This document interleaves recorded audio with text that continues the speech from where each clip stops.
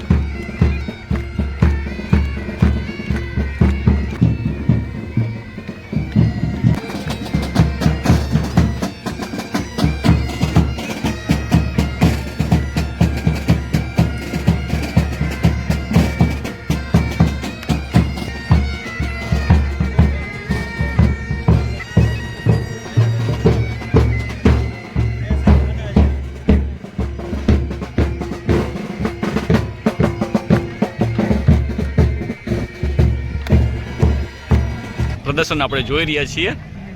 ભુજવાસીઓ લાભ લઈ રહ્યા છે. કચ્છમાંથી અલગ અલગ જગ્યાથી આવ્યા છે. ટુરિસ્ટ લોકો પણ છે, વિદ્યાર્થી પણ આવે છે. અને જે 26 જુલાઈ હતી ઓપરેશન વિજય દિવસ, કારગિલ યુદ્ધનો આપણો વિજય હતો. દેશ દુનિયામાં આપણો ડંકો વાગ્યો હતો, કારણ કે એ વખતે 26 મે 1999 અને 26 જુલાઈ 1999 એટલે 2 મહિના દરમિયાન આ યુદ્ધ થયું હતું અને બહુ જબરદસ્ત યુદ્ધ હતું. એમાં આપણે વિજય હાંસલ કર્યો હતો.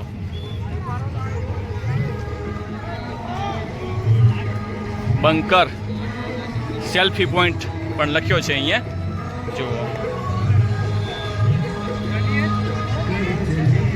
એ દિવસ કેવો હશે આપણા વિજય માટેનું. આજે એના 25 વર્ષ પૂરા થયા છે, ત્યારે એ દિવસની ભવ્ય ઉજવણીના ભાગરૂપે 25 વર્ષના ભાગરૂપે આપણે સાક્ષી બનવા જઈ તરફ રહ્યા છીએ.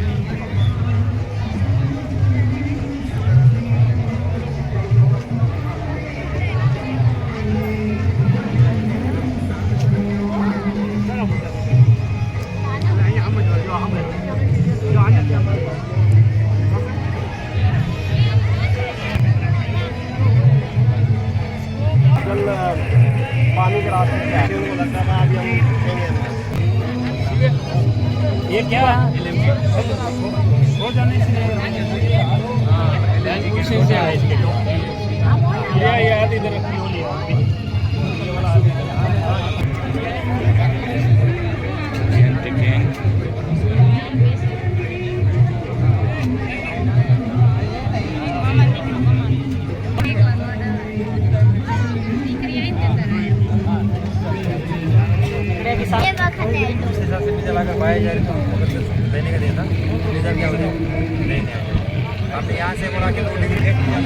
નાઇટ વિઝન કેમેરા છે આ, બહુ ઘણું દૂર સુધી જોઈ શકાય રાત્રિના સમયની અંદર.